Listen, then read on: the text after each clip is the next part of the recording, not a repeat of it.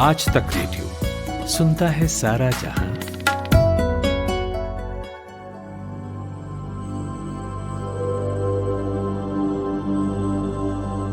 बड़े लोग हमेशा कहते हैं, अरे थोड़ा फ्रेश एयर लिया करो, कभी घर से बाहर भी निकला करो, क्या कमरे में बैठे रहते हो।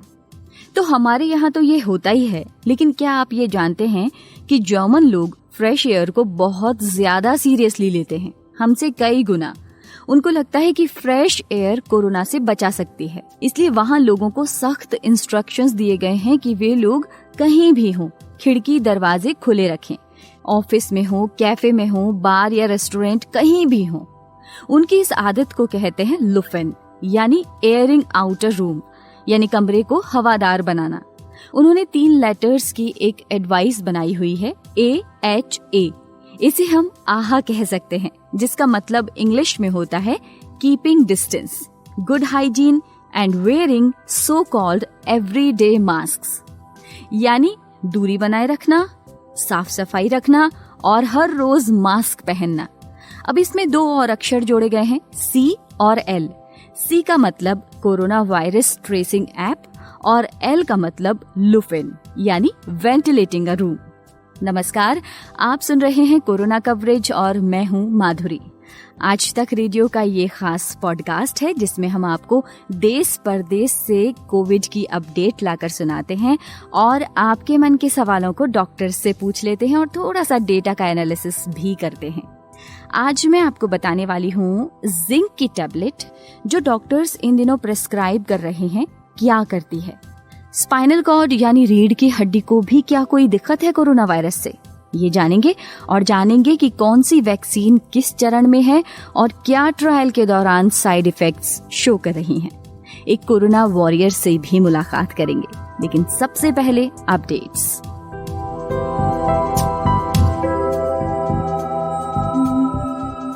देश में कोरोना मरीजों का आंकड़ा 63,91,000 से ज्यादा हो गया है। साथ ही 24 घंटों में 81,693 नए मरीज मिले, 76,646 लोग रिकवर हुए, 1,096 की मौत हो गई। मरने वालों की संख्या 99,804 हो गई है।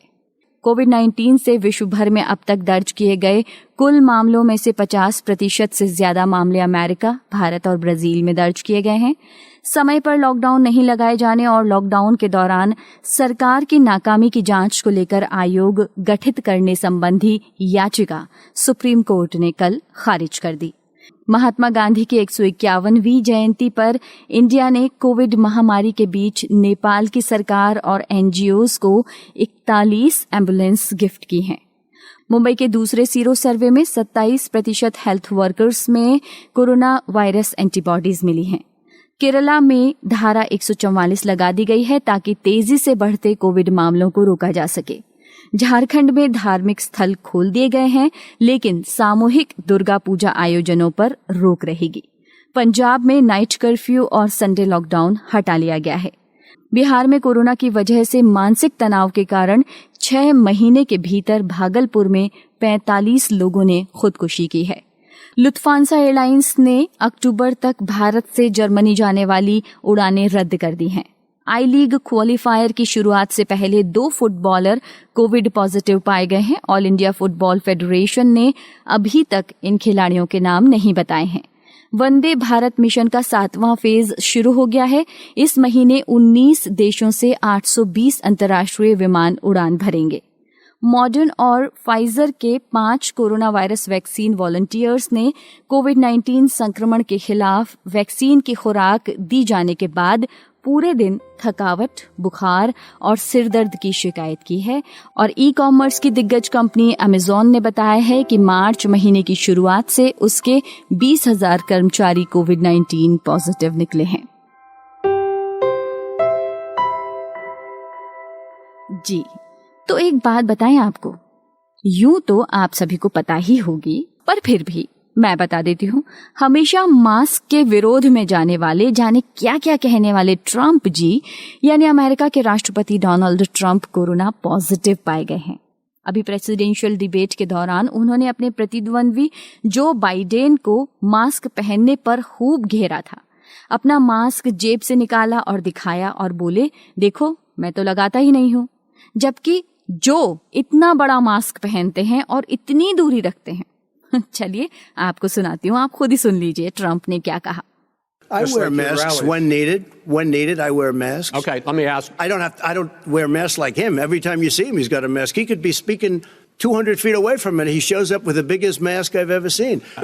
Dr. Fauci said the He opposite. did not I say wanna the ask opposite. We got He a said little very bit more than a strongly, minute left in this masks segment. are not good. Then he changed his mind. He said masks good. I I'm wanna okay ask- with masks. I I'm want to not ask you fighting both masks. about one last.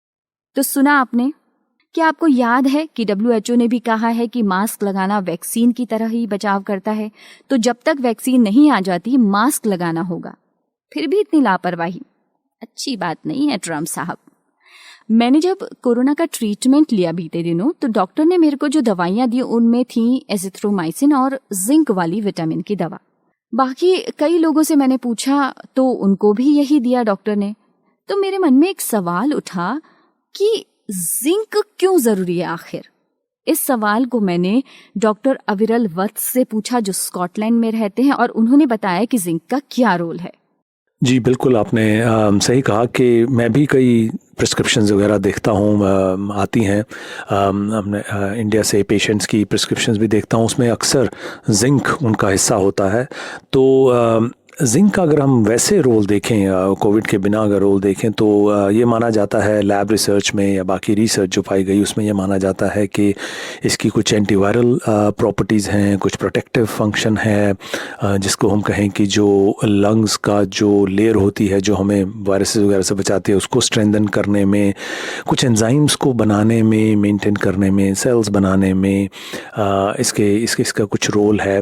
तो ऐसे करके इसके 5-7 human physiology में roles माने जाते हैं और ये फिर और इसकी डेफिशिएंसी में कुछ जैसा हम कहें कि वायरल इन्फेक्शंस का ज़ोर या रेस्पिरेटरी इन्फेक्शंस का ज़ोर कुछ ज़्यादा देखा जाता था। तो इन सब तथ्यों को साथ में रखकर सोचा गया कि शायद हम अगर जिंक सप्लीमेंटेशन कर दें तो हमें कोविड से बचाव हो सकता है, इसकी सिविरिटी से बचाव हो सकता है। तो उसके चलते ये शुरू किया गया। जैसे और भी कई दवाइयाँ जैसे हाइड्रोक्सीक्लोरोक्विन भी ऐसे ही माइंडसेट के साथ शुरू की गई थी। अब इसका जब मैंने और अभी देखा, डिटेल में भी देखा कि इसका कुछ क्लियर कट पुख्ता एविडेंस है जो कि ये इफ़ेक्टिव है, तो ऐसा हमारे पास कुछ क्लियर एविडेंस नहीं है कि ये कोविड से बचाता है या कोविड की सिविरिटी होने से बचाता है अगर हम सप्लीमेंटेशन देते हैं तो। कुछ स्टडीज़ ने दावा ज़रूर किया है, लेकिन अगर हम उन स्टडीज़ को थोड़ा भी डिटेल में देखें तो वो क्लियर हो जाता है कि जो बेनिफिशियल इफ़ेक्ट्स क्लेम किए जा रहे हैं वो और भी कई कारणों से हो सकते थे, वो ज़रूरी नहीं है कि वो जिंक से ही हुए हों। तो ये कहना कि जिंक कैन प्रोटेक्ट अस तो ये ठीक नहीं होगा। तो इसीलिए अगर मैं यूके की भी आपको बताऊं तो हमारे यूके में वी डोंट प्रिस्क्राइब जिंक। कोई भी COVID positive mild moderate severe cases होते हैं तो उसमें हम as a routine as a guideline में जिंक हम प्रिस्क्राइब नहीं करते। डॉक्टर साहब, मैंने भी ये नोटिस किया है कि आजकल लोग जरा सी सर्दी खांसी होते ही कोरोना समझ लेते हैं और खुद ही एंटीबायोटिक ले आते हैं, साथ में जिंक भी ले आते हैं। तो कितना सही या गलत है ये आपने बहुत ही बढ़िया प्रश्न किया, क्योंकि मैं बहुत बार ये डिस्कस कर चुका हूँ अपने काफ़ी पेशेंट्स के साथ भी कि सर्दी ज़ुकाम होता है, बल्कि कई बार तो उनको बताया जाता है कि आपको वायरल इन्फेक्शन है और साथ में एंटीबायोटिक्स प्रिस्क्राइब की जाती हैं और काफ़ी लोग उनको लेना भी चालू कर देते हैं। देखिए, जो वायरल इन्फेक्शन होता है, जो हम नॉर्मल सर्दी खांसी वो वाले वायरल इन्फेक्शन की बात करें, कोविड की नहीं, तो वायरल इन्फेक्शन के बारे में कहा जाता है कि देखिए अगर आप उससे दवाई लेंगे, अगर आप दवाई नहीं लेंगे तो आप 7 दिन में ठीक हो जाएंगे, अगर आप दवाई ले लेते हैं तो हफ्ते भर में ठीक हो जाएंगे। तो मतलब ये है कि जो वायरल इन्फेक्शंस होते हैं उसमें आपको एंटीबायोटिक्स की कोई भी रोल नहीं है उसमें, अनटिल एंड अनलेस उस वायरल इन्फेक्शन के ऊपर से बैक्टीरियल इन्फेक्शन भी हो और जिसके जो लक्षण होते हैं वो अलग होते हैं। तो किसी भी सर्दी खांसी ज़ुकाम के चलते अगर हम एंटीबायोटिक्स लेना शुरू कर देते हैं तो उसका नतीजा ये है कि वो वायरस के अगेंस्ट तो कुछ भी काम नहीं करता, एंटीबायोटिक्स नहीं करती, लेकिन हमारी बॉडी में एंटीबायोटिक्स की जो रेजिस्टेंस है, जो ऑर्गेनिज्म बैक्टीरियल होते हैं, जो कीटाणु होते हैं, वो उस एंटीबायोटिक्स के अगेंस्ट रेजिस्टेंस बढ़ा लेते हैं। उसका मतलब ये है कि जब हमें उनको कीटाणुओं को मारने के लिए जब हमें एंटीबायोटिक्स चाहिए होते हैं तो वो काम नहीं करते। और इंडिया में, भारत में एंटीबायोटिक्स की जो रेजिस्टेंस का लेवल है वो बहुत ही अलार्मिंग है। It's like a ticking time bomb, क्योंकि उसके चलते हमें नई एंटीबायोटिक्स की ज़रूरत पड़ती है, जो कि जिनकी डिस्कवरी, जिनकी इन्वेंशन बहुत स्लो होती है और बहुत मुश्किल से होती है। तो वेस्टर्न वर्ल्ड में तो बहुत बड़ी ड्राइव है कि जो एंटीबायोटिक्स हैं वो हमें जल्दी हम ना प्रिस्क्राइब करें, जस्ट बिकॉज कि उसकी रेजिस्टेंस बहुत हो रही है। तो और इसके मतलब इसका जो समरी यही है कि जब भी आपको सर्दी खांसी ज़ुकाम थोड़ा बहुत होता है तो आपको काफ़ी तो मतलब 4-5 दिन वेट कीजिए। अगर वो ठीक नहीं हो रहा है तब आप डॉक्टर्स की सलाह लेकर एंटीबायोटिक्स की तरफ जाइए, वरना 4-5 दिन में जो वायरल इन्फेक्शन होता है वो नीचे जाना शुरू हो जाता है और 7-8 दिन में वो ख़त्म हो सकता है।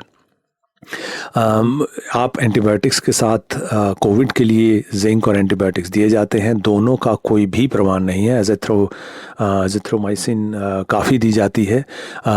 ये काफ़ी अभी देखा भी गया है, किसी भी स्टडीज़ में इसका कोई प्रमाण नहीं है कि एंटीबायोटिक्स देने से किसी तरह का लाभ होता है। हाँ, जब कोई सीरियस कॉम्प्लिकेशंस हो रही होती हैं, निमोनिया सीवियर होता है, उसके ऊपर से इन्फेक्शन होता है, तब एंटीबायोटिक्स दी जाती हैं हॉस्पिटल्स में ट्रायल बेसिस पे। लेकिन माइल्ड टू मॉडरेट केसेस पे, जब पेशेंट्स घर पे ठीक हो रहे हैं, उसमें एंटीबायोटिक्स बिल्कुल भी नहीं दी जानी चाहिए, स्पेशली जब सिर्फ कोविड का शक हो तो। जी, तो आप क्या कहेंगे जिंक के बारे में कि कब लिया जा सकता है या लेने में कोई बुराई है क्या? जी, जैसा मैंने पहले कहा कि जिंक जो है एक ज़रूरी पदार्थ है जो हमारे शरीर में चाहिए होता है, जो कि नए तरह के जो नए सेल्स बनाता है, एंजाइम्स बनाने में काम आता है। कुछ जो हमारा फूड का मेटाबॉलिज्म है, कार्बोहाइड्रेट्स, फैट और प्रोटीन, इनके मेटाबॉलिज्म, इनकी प्रोसेसिंग में काम आता है। फॉर एग्जांपल वुंड की हीलिंग में काम आता है। तो अलग अलग फंक्शंस में काम आता है, तो ज़रूरी है। लेकिन जो हमारी डाइट है, जिसमें अगर मीट खाने वाले हैं वो, या सी फूड खाने वाले, उसमें से काफ़ी मिलता है। डेयरी प्रोडक्ट्स में से चीज़ हुआ या अदर डेयरी प्रोडक्ट्स में ये काफ़ी पाया जाता है। जो लेग्यूम्स हैं, दालें हैं, वो जिंक का बहुत अच्छा सोर्स है, उसमें भी हमारा जिंक अच्छा पाया जाता है। सीरियल्स में मिलता है। तो जो हमारी डेली अगर हम बैलेंस डाइट खाते रहें तो उससे जिंक की पूर्ति होती रहती है, तो हमें उसके ऊपर एडेड जिंक लेने की ज़रूरत नहीं पड़ती। अगर हम ज़्यादा लेते हैं जिंक, जो ज़रूरत से ज़्यादा होता है, तो जो ये एक और पदार्थ है जो कि कॉपर, उसकी एब्जॉर्प्शन में, उसकी जो अमाउंट है बॉडी में, उस पे इफ़ेक्ट कर सकता है, उसको रिड्यूस कर सकता है। और वो जो चीज़ है वो एनीमिया कॉज कर सकती है फिर, और वो जो हमारी जो बोन्स हैं, हड्डियां हैं, उसकी कमज़ोरी कॉज कर सकता है। अगर हम सप्लीमेंटेशन लेते रहें तो NHS की जो गाइडलाइन है उसके हिसाब से हम बिना अगर टेस्ट में देखा जाए कि जिंक कम है किसी कारण से, तब हम सप्लीमेंटेशन देने की बात करते हैं। Otherwise it is not advisable. NHS की गाइडलाइंस के मुताबिक वैसे भी अगर हम देखें तो बहुत बड़ी स्टडीज़ में देखा गया है कि जो ये सप्लीमेंट्स हैं या विटामिन्स भी हैं, वो सुनने में बिल्कुल हम कहें कि बिना नुकसान के लगते हैं, लेकिन हर चीज़ जो अब हमारे शरीर में, हमारे पेट में, हमारे आंतड़ियों में जाती है, वहाँ का जो माहौल, हम कहते हैं माइक्रोबायोम, जो वहाँ पे काफ़ी ऑर्गेनिजम्स पाए जाते हैं जो हेल्प करते हैं हमें गुड हेल्थ मेंटेन करने के लिए, उसको डिसरप्ट भी करते हैं ये। तो वो जब डिसरप्ट होता है तो उसके रिएक्शन में बॉडी में इन्फ्लेमेटरी रिएक्शंस होते हैं, तरह तरह के एब्जॉर्प्शन के प्रॉब्लम्स आती हैं। तो ये सब जो चीज़ें हैं वो हम एक एक करके पिक नहीं कर सकते। तो हमें ये बहुत केयरफुल रहना पड़ता है कि अगर हम जैसा कहते हैं कि इसमें क्या फ़र्क पड़ता है, कोई नुकसान तो नहीं है। अगर हमें किसी चीज़ की क्लियर कट ज़रूरत नहीं पड़ रही, हमने टेस्ट करवाया है, विटामिन्स की, जिंक की डेफिशिएंसी नहीं है, तब हमें लेने में उसका नुकसान ही है, तो हमें उसमें लेने में कोई फ़ायदा नहीं है। At the end of the day ये केमिकल्स भी हैं और बॉडी को बहुत जितनी थोड़ी मात्रा में चाहिए होते हैं उतनी ही मात्रा में चाहिए होते हैं, वो हमारी डाइट वगैरह से अक्सर पूरे हो जाते हैं। ज़्यादा लेने में नुकसान ही है। शुक्रिया डॉक्टर वत्स। अब थोड़ा सा मामला क्लियर हुआ है। जरूरी तो है जिंक, यकीनन, मगर इतना नहीं कि आप बिना डॉक्टर की सलाह पर ही दवाई ले आएं। मेरे लिए जब दवा मालूम की कोविड-19 हुआ तो 2-3 मेडिकल स्टोर वालों के पास स्टॉक खत्म हो गया था जिंक का और साथ ही विटामिन सी की गोलियों का। बहुत मुश्किल से जाकर वो दवाइयां मिली। लोग इनको एडवांस में स्टोर करके रख रहे हैं, जबकि ये गलत है। आप बिना डॉक्टर के परामर्श के कुछ भी ना लें। और वैसे भी मैं वही बता रही हूँ जो मेडिकल स्टोर वाले ने मुझे बताया। खैर, अब हम बात करते हैं, क्योंकि दवाई की बात निकली है तो वैक्सीन की बात करते हैं कि वैक्सीन के क्या हाल हैं, किस चरण में है वैक्सीन। उम्मीद है हर तरफ आंख में कि कब वैक्सीन आएगी, कब वैक्सीन आएगी, लेकिन इस बीच जो हम ध्यान नहीं दे पा रहे हैं वो है साइड इफेक्ट्स। हाल ही में ऐसी शिकायतें सुनने को मिली हैं। क्या है ये साइड इफेक्ट्स, बता रही हैं हमारी सहयोगी खुशबू। तो माधुरी जी, जो पहली शिकायत पाई गई है वो नेजल स्वैब टेस्ट को लेकर है। नेजल स्वैब टेस्ट से क्या होता है कि नाक के पिछले हिस्से से स्वैब लिया जाता है। नाक और गले के बीच के जिस हिस्से से स्वैब निकाला जाता है उसे नेजोफ्रेजियल एरिया कहते हैं। साथ ही स्वैब जो है एक तरह का इंस्ट्रूमेंट होता है जिसमें एक पतली रॉड पर रुई लगाकर उसके जरिए नेजोफ्रेजियल से वायरस लिया जाता है, क्योंकि नेजोफ्रेजियल शरीर का वह हिस्सा होता है जहां वायरस या बैक्टीरिया लोड सबसे ज्यादा होता है। अब डॉक्टर्स ने एक मेडिकल जर्नल में बताया है कि कोविड-19 नेजल स्वैब टेस्ट ने एक अमेरिकन महिला के मस्तिष्क की परत को छिद्रित कर दिया है, जिससे उनकी नाक से तरल पदार्थ सेरेब्रोस्पाइनल फ्लूइड लीक होने लगा और जिसकी वजह से वो आज ब्रेन के इन्फेक्शन होने के रिस्क पर है। ये जो रोगी है वो 40 साल की महिला है जो एक रेयर बीमारी से ग्रसित है और जब उन पर ये नेजल स्वैब टेस्ट किया गया था तो शायद सही ढंग से नहीं किया गया था, जिसकी वजह से वो इस साइड इफेक्ट का शिकार हुई। डॉक्टर्स ने कहा है कि भले ही नेजल स्वैब टेस्ट से रिस्क ऑफ इन्फेक्शन कम रहता है, फिर भी टेस्ट करते समय सारे प्रोटोकॉल्स को अपनाने की सख्त जरूरत है। डॉक्टर्स ने ये भी कहा है कि इस घटना से ये भी पता चलता है कि जो लोग टेस्ट कर रहे हैं उन्हें और भी अच्छी ट्रेनिंग की जरूरत है, और साथ में ये भी बताया कि जो लोग साइनस से पीड़ित हैं या जो स्कल सर्जरी करा चुके हैं वो नेजल स्वैब टेस्ट के बजाय अगर मुमकिन हो तो ओरल टेस्टिंग ही करवाएं। अब जो दूसरी शिकायत है वो वैक्सीन को लेकर है। अभी कुछ ही दिनों पहले अमेरिकी बायोटेक्नोलॉजी कंपनी मॉडर्ना ने कहा था कि वो नवंबर तक अपनी कोरोना वायरस वैक्सीन की प्रभावशीलता के बारे में जान जाएगी। मॉडर्ना का वैक्सीन बड़े पैमाने पर फेज 3 ट्रायल में है जिसमें 30,000 प्रतिभागियों को लिया गया है। इस बीच इस वैक्सीन को लेकर प्रतिभागियों ने कुछ साइड इफेक्ट्स की शिकायत की है।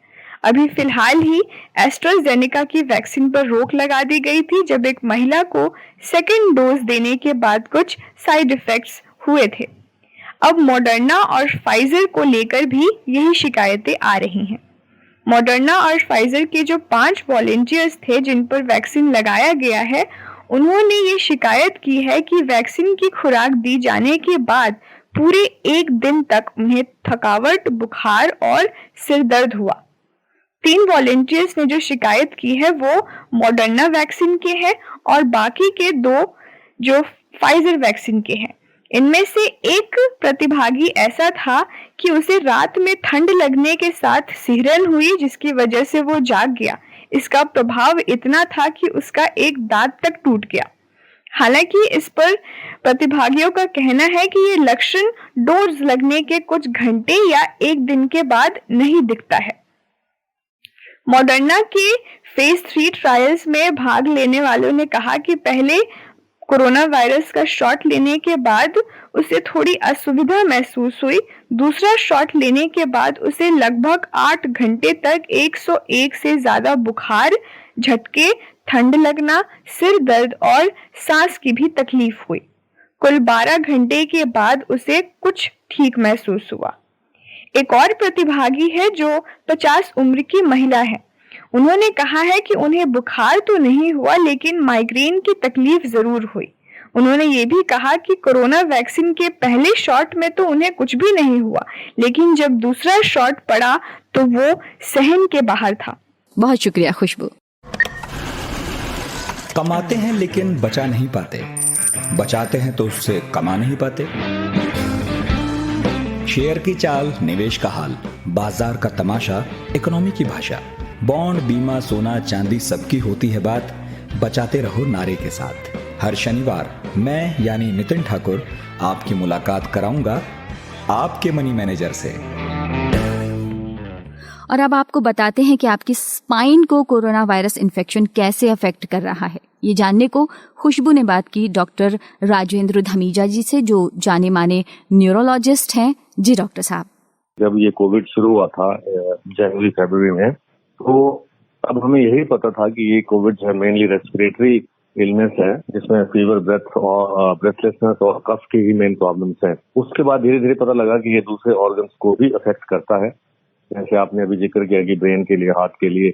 और सबसे बड़ी बात ये पता लगी कि लॉस ऑफ स्मेल और लॉस ऑफ टेस्ट, ये दो चीजें ऐसे निकली कि ये हालांकि न्यूरोलॉजिकल कॉम्प्लिकेशंस या न्यूरोलॉजिकल मैनिफेस्टेशंस हैं कोविड-19 वायरस की, लेकिन ये बहुत खर्चिक हो गई। सब लोगों को ये महसूस होने लगा, तो 2/3 पेशेंट को ये वाकई में लॉस ऑफ स्मेल और लॉस ऑफ टेस्ट होने लगा।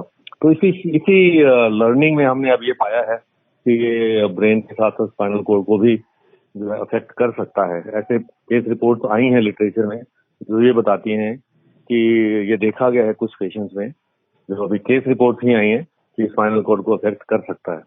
तो सर, जो लोग पहले से ही स्पाइनल कॉर्ड से जुड़ी बीमारी को झेल रहे हैं, तो क्या वो ज्यादा जोखिम में है? स्पाइनल कॉर्ड की प्रॉब्लम्स बड़ी डिसेबलिंग होती हैं, क्योंकि इसमें जो है ज्यादातर मरीजों की जो है टांगे जो हैं वो काम नहीं करती हैं या पैराप्लेजिक होते हैं, जैसे ट्रॉमा में है। सबसे कॉमन कॉज जो स्पाइनल कॉर्ड डिसऑर्डर्स का है वो स्पाइनल कॉर्ड ट्रॉमा है, जिसमें एक्सीडेंट्स, मोटर एक्सीडेंट्स होते हैं। और उसके साथ साथ दूसरी इन्फेक्शंस हैं, ट्यूबरकुलोसिस हमारे देश में बहुत कॉमन है, वायरल इन्फेक्शंस हैं, और कुछ ऐसी प्रॉब्लम्स हैं जो जिनको हम डीमाइलिनेटिंग प्रॉब्लम्स बोलते हैं। तो ये सब प्रॉब्लम्स के साथ जो स्पाइनल कॉर्ड का मरीज है वो पहले से ही डिसेबल्ड है या पैराप्लेजिक है, तो उसमें यूरिन की प्रॉब्लम है, उसमें आपको मोशन की प्रॉब्लम है, ऐसी चीजें हैं। उसको सेंसेशंस की प्रॉब्लम है, पता नहीं लगता है गर्म ठंडे का और महसूस नहीं कर पाता है ऐसा मरीज। तो वो चलने में तो पहले से ही नाकामयाब है, तो इसलिए उसके लिए जो है एक तो रिस्क ज्यादा है, जैसे दूसरी कोमॉर्बिड कंडीशंस के साथ कोविड-19 का खतरा ज्यादा है, वैसे ही स्पाइनल कॉर्ड के पेशेंट्स को भी इन्फेक्शन, कोविड-19 इन्फेक्शन होने का भी खतरा ज्यादा है। इसके साथ साथ ये भी है कि ऑलरेडी कि अगर किसी को स्पाइनल कॉर्ड प्रॉब्लम है और उसको फिर कोविड-19 भी हो गया, तो उस स्थिति में क्या ये स्पाइनल कॉर्ड की जो पहले से प्रॉब्लम है वर्सनिंग हो, तो ये अभी समय बताएगा। और हमें ये देखना है कि ऐसे मरीजों की हम जो है क्रिटिकल केयर अच्छी करें, क्योंकि ये लोग भी स्पाइनल कॉर्ड के पेशेंट जो है उनको रेस्पिरेटरी जो है डिफिकल्टीज और रेस्पिरेटरी मसल वीकनेस भी हो सकती है, जिसमें सांस लेने में दिक्कत होती है। तो ऐसे मरीजों को डेफिनेटली तकलीफ ज्यादा रहेगी, कोविड के लक्षण ज्यादा रहेंगे और कॉम्प्लिकेशंस भी ज्यादा रहेंगे। सर, इस कोरोना वायरस की वजह से जो नॉन कोविड पेशेंट्स हैं, जिन्हें और भी कई बीमारियां हैं, दिल से जुड़ी हैं, किडनी से जुड़ी हैं, वो लोग अपना रेगुलर चेकअप नहीं कराने जा पा रहे हैं, तो आप उन्हें क्या सलाह देना चाहेंगे? ये आपने बहुत अच्छा प्रश्न पूछा है, क्योंकि हम मार्च से ही देख रहे हैं, जब से लॉकडाउन शुरू हुआ है, जो नॉन कोविड बीमारियों के मरीज हैं, जिनको हार्ट की प्रॉब्लम्स हुई हैं या स्ट्रोक की प्रॉब्लम्स हुई हैं, या जैसे आपने जिक्र किया किडनी की प्रॉब्लम्स हैं, या जिनको लंबी बीमारी चल रही है, वो हॉस्पिटल में जाने से डर भी रहे हैं और जा भी नहीं पा रहे हैं, क्योंकि लॉकडाउन में आना जाना भी मुश्किल था। तो इन सब चीजों के रहते ये देखा गया है कि नॉन कोविड प्रॉब्लम्स जो हैं वो जो मरीज हैं वो अपना चेकअप और अपना इलाज नहीं करवा पा रहे हैं। हॉस्पिटल्स भी कोविड से रिलेटेड जो अरेंजमेंट्स हैं उसमें लगे हुए हैं, सारे उनकी जो रिसोर्सेज हैं वो कोविड के मरीजों को देखभाल करने में लगे हुए हैं। जैसे आप बहुत सारे बेड्स, कोविड बेड्स हो गए हैं, बहुत सारे आईसीयू जो हैं वो कोविड के लिए रिजर्व हो गए हैं या कोविड के मरीजों के लिए इस्तेमाल हो रहे हैं। तो जो नॉन कोविड प्रॉब्लम्स हैं हम उनको कहते हैं कि देख सबको रहा है, नॉन कोविड प्रॉब्लम्स जो है, नॉन कोविड के मरीज जो है वो नहीं जा पा रहे हैं, पर हम ध्यान नहीं दे पा रहे हैं। तो मैं उन सबसे ही आग्रह करूंगा कि अपनी जो इलनेस है, अपने डॉक्टर से कॉन्टेक्ट बना के रखें। अगर जरूरी हुआ तो हॉस्पिटल में भी जाएं, सावधानी रखें। अब तो लॉकडाउन खुल चुके हैं और ट्रांसपोर्ट भी अवेलेबल है, तो ड्यू प्रिकॉशंस जैसे हम कहते हैं कि डिस्टेंस बना के रखें और मास्क पहने और जो हैंड हाइजीन रखें, उसके साथ हॉस्पिटल जा सकते हैं। और अगर नहीं भी जा सकते हैं तो बहुत सारे हॉस्पिटल, ज्यादातर हॉस्पिटल आप टेलीमेडिसिन की सुविधा उपलब्ध करा रहे हैं, तो वो अपने डॉक्टर से टेलीमेडिसिन के थ्रू भी कंसल्ट कर सकते हैं और अपना जो दवाइयां हैं उनको मेंटेन कर सकते हैं और प्रिस्क्रिप्शन भी मिल सकती है उनको थ्रू टेलीमेडिसिन। तो ये एक बहुत इंपॉर्टेंट चीज है कि कोविड के चक्कर में नॉन कोविड के मरीज जो है वो सफर ना करें और उनको जो है वही अटेंशन और वही मेडिकल एडवाइस मिलती रहे, चाहे वो टेलीमेडिसिन के थ्रू हो, चाहे वो direct visit to the hospital के माध्यम से हो।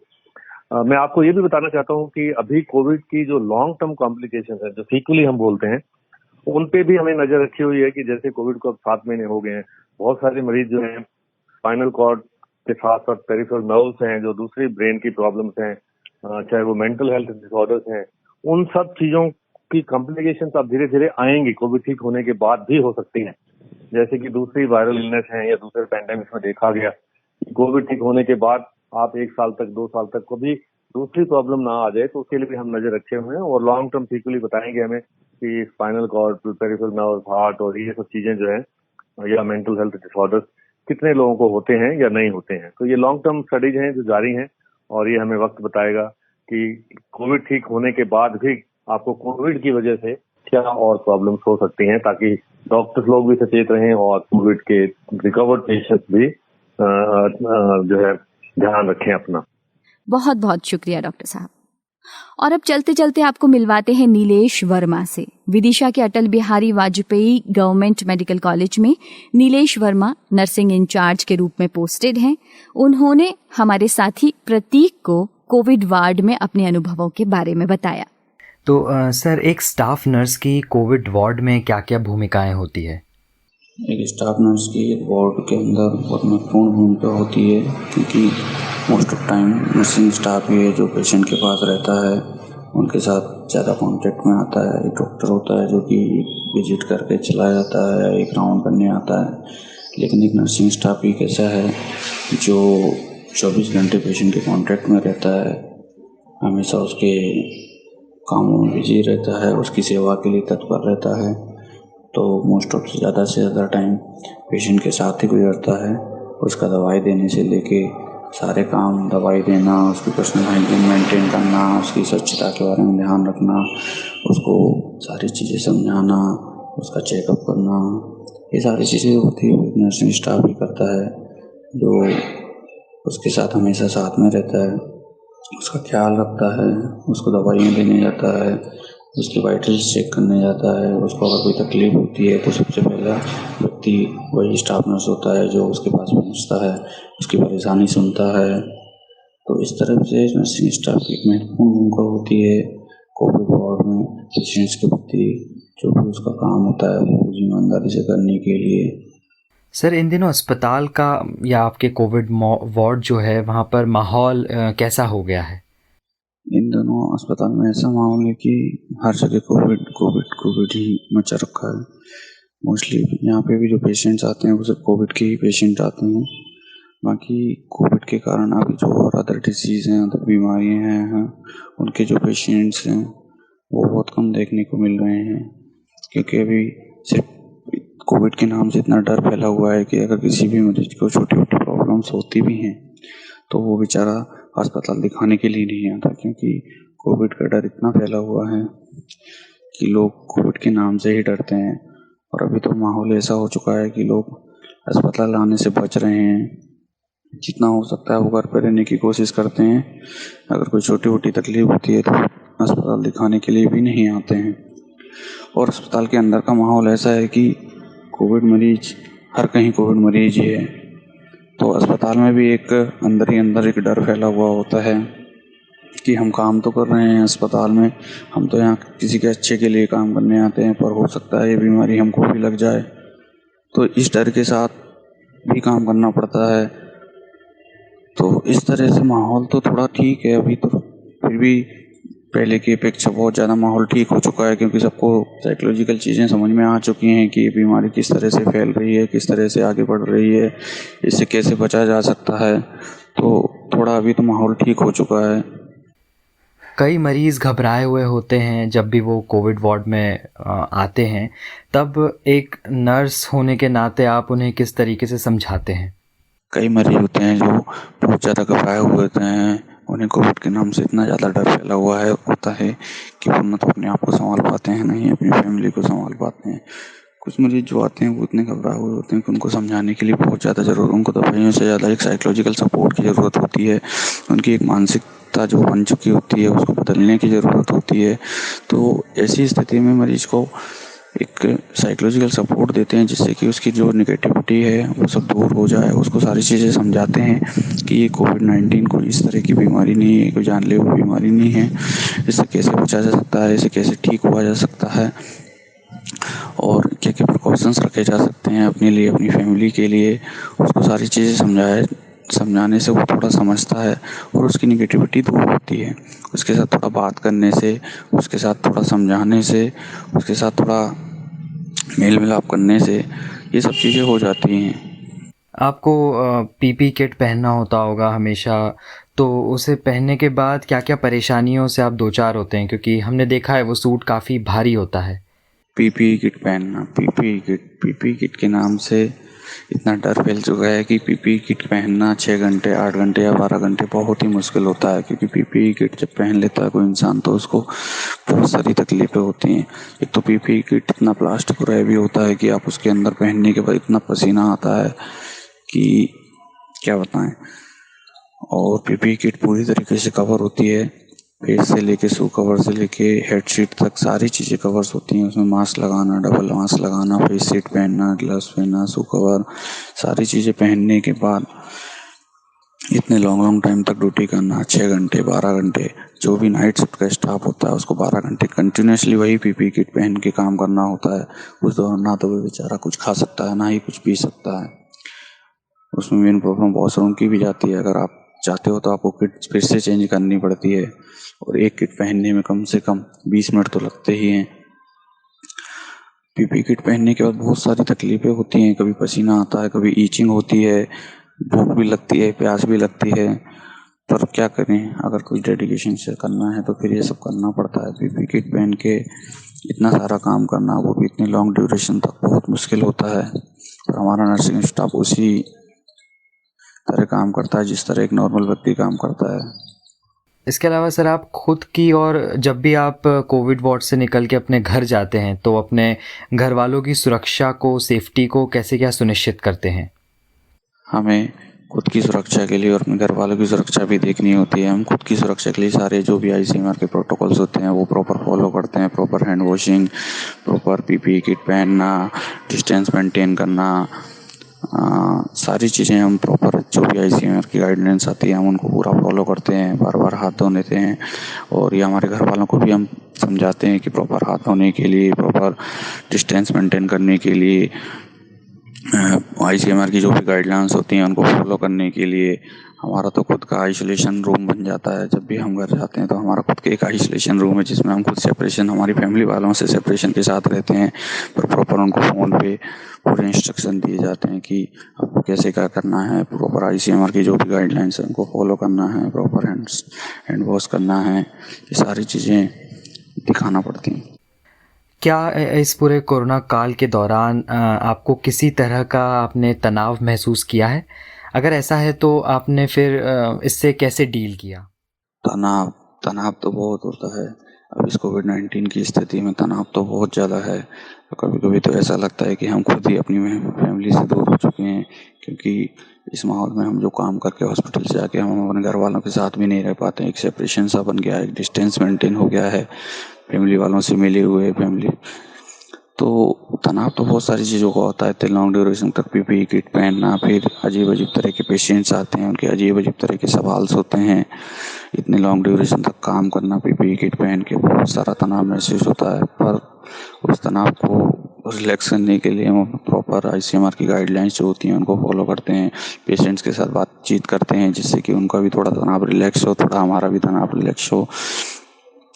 फैमिली वालों से भी हम फ़ोन पे कांटेक्ट करते रहते हैं प्रॉपरली, जिससे कि थोड़ा तनाव रिलैक्स होता है। फैमिली वालों से मिलने के लिए तो जा नहीं सकते, तो वो भी हमको फ़ोन पे पूरा गाइडेंस देते रहते हैं, ख्याल रखते रहते हैं, जिससे कि हमारे माता पिता जो फ़ोन करते हैं उससे हमें बहुत सहायता मिलती है इस रिलैक्सेशन में, कि बोलते हैं कि बेटा तुम जो भी काम कर रहे हो अभी हॉस्पिटल में तुम्हारी जिम्मेदारी है, तो अभी आपको काम करना है, ऐसे में छोड़ के भी नहीं आ सकते हो। ये सारी चीज़ें जो फैमिली का सपोर्ट्स है, हमारे फ्रेंड सर्कल का जो सपोर्ट है, हमारे हॉस्पिटल स्टाफ का जो सपोर्ट्स है, हमारे जो भी सुपीरियर हैं, सीनियर हैं, उनका सपोर्ट, उनकी गाइडलाइंस हैं, उनकी वजह से थोड़ा तनाव रिलैक्स होता है, पर तनाव तो बहुत रहता है। बहुत बहुत शुक्रिया आपका नीलेश, और बहुत बहुत शुभकामनाएं आपको आपके आने वाले जीवन के लिए। देखिए, ऑल इन ऑल एक ही बात का ध्यान आपको रखना है कि आपके शरीर का पूरा ध्यान रखना है। अगर आपकी बॉडी में कहीं भी कोई भी दिक्कत है, परेशानी है, तो उसका पता पहले से करके रखें और पूरा ख्याल रखें।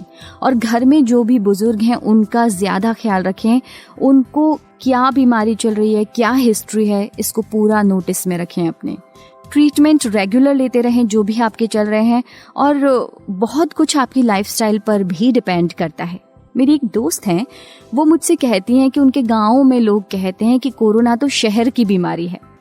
हो सकता है ये बात सच ना हो तथ्यात्मक तौर पर, लेकिन जो सुना वही बता रही हूँ। वैसे भी आजकल हम सुने हुए पर ही विश्वास कर रहे हैं। हम याद नहीं रख रहे हैं बापू की सलाह जो उन्होंने दी थी कि कुछ भी बुरा ना सुने। ऐसी बातें सुनते ही क्यों हैं जिस पर आपको विश्वास ना हो, जिस पर आपको थोड़ा सा भी शक हो। मत सुनिए। और फिलहाल अगर आप मुझे सुन रहे हैं तो मैं एक अच्छी बात बता रही हूँ आपको, मास्क जरूर लगाएं जब भी घर से बाहर निकलें, please. Bye bye, stay safe and stay connected.